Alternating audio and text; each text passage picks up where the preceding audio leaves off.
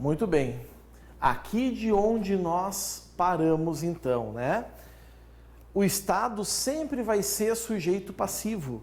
Sempre, não tem escolha.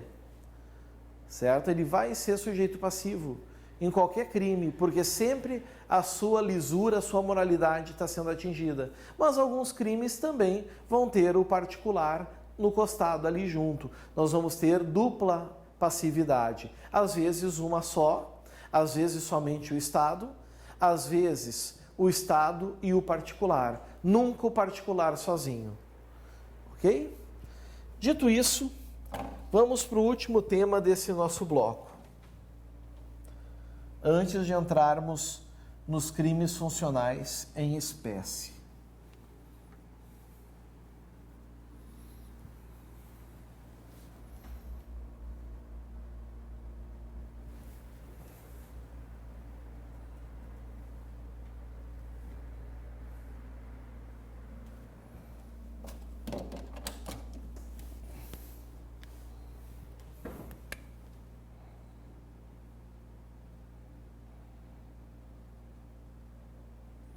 Arrumando aqui que eu apaguei, né?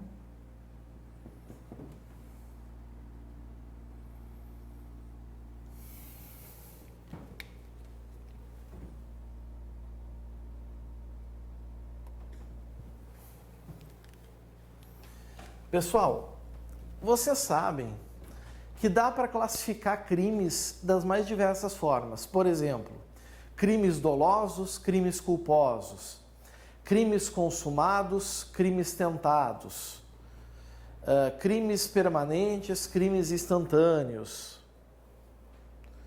Várias maneiras de classificar delitos. Tanto que a gente já fez isso muito em vários blocos. Crimes comuns, crimes próprios. Aqui nos crimes funcionais também tem uma classificação que é só deles. A gente põe assim, ó.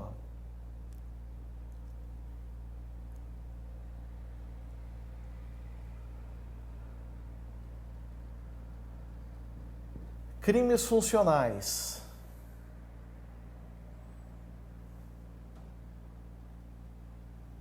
Próprios.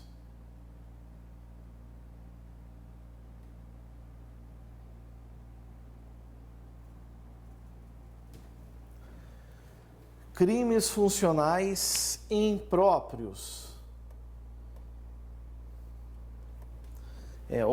Hoje o computador me deixou na mão mesmo, acontece.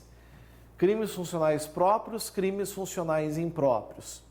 Qual é a diferença para que os senhores não errem uma questão dessa em prova? Amiguinhos, os crimes funcionais próprios são aqueles que quando nós retiramos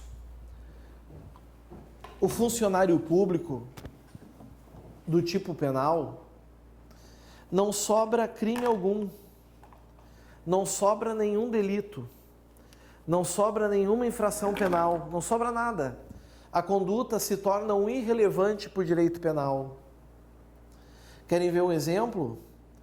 Vamos pegar aqui o Código Penal, eu vou pegar aqui do meu celular.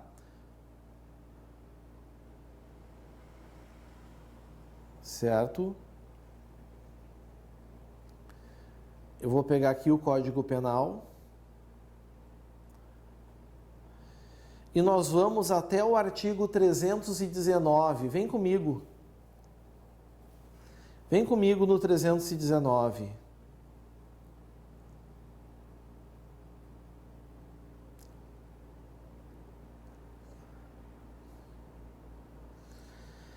Vocês vão achar o crime de prevaricação.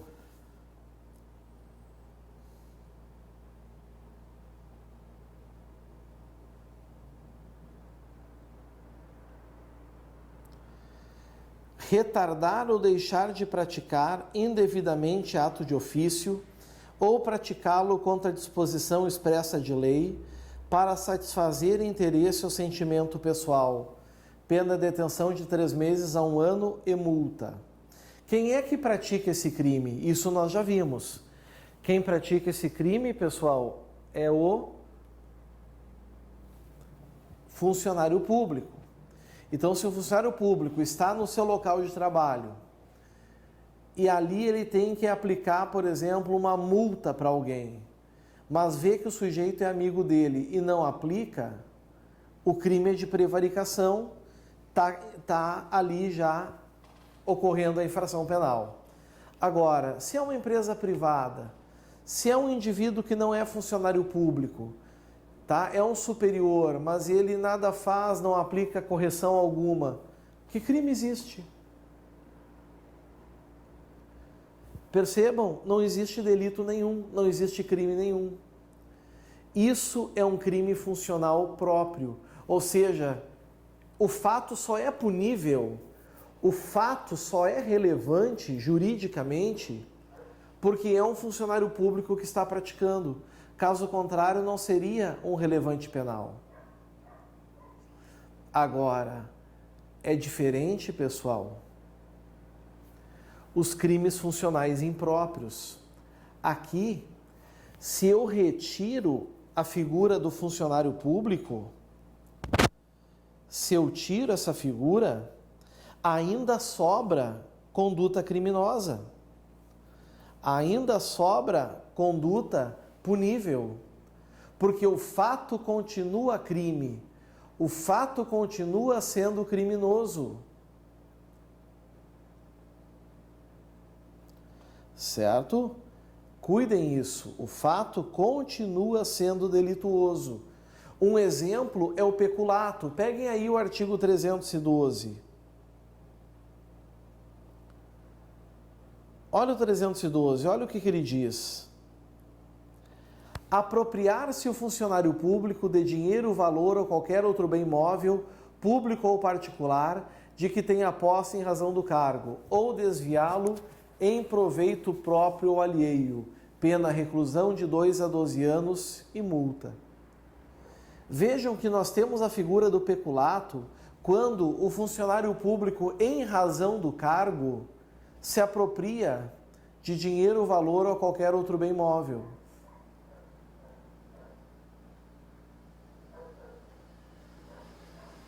Ok? Isso é muito importante.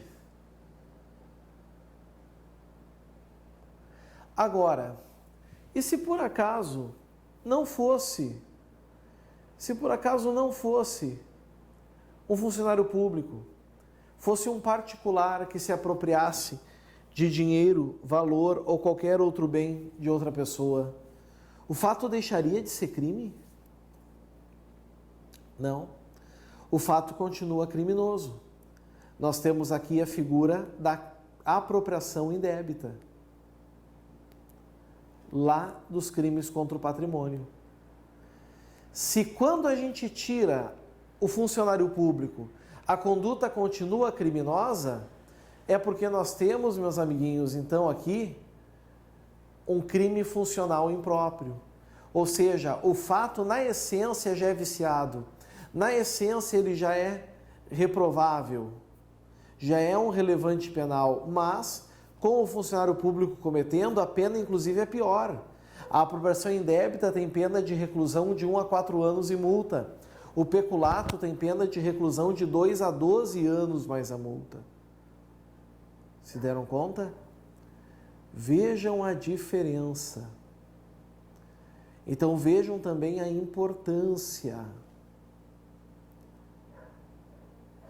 Já me perguntaram, professor, por que esses crimes, então, omissivos e impróprios, não estão lá nos crimes contra o patrimônio? Ou seja, prevê o crime e traz um aumento de pena se praticado por funcionário público. É porque eu já disse para vocês, esses crimes não atingem apenas o patrimônio. Tem delitos que atingem também a lisura e a moralidade da administração, como é o caso aqui. Certo? Então, para fechar, crimes funcionais próprios, retira o funcionário público, fica um irrelevante penal, vazio, nada pode ser punido. Crimes funcionais impróprios, tira o funcionário público, a essência continua punível. Se a gente pegar, por exemplo, o crimes do artigo 320, com descendência criminosa, deixar o funcionário por indulgência de responsabilidade subordinado que cometeu infração no exercício do cargo ou quando lhe falte competência não levar o fato ao conhecimento da autoridade, se é um funcionário público, comete o crime do 320, mas se é um particular que não pune o seu funcionário, a conduta é atípica. Ela não configura delito algum. Quer dizer que é um crime funcional próprio.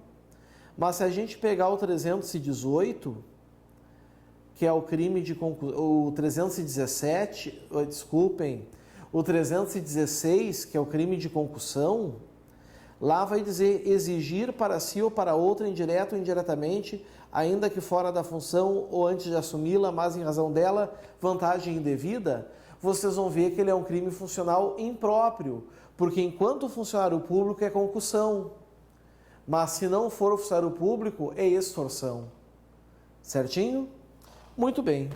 Vencemos assim, meus caros, a parte geral desses crimes funcionais, né? Dos crimes praticados por funcionário público contra a administração em geral.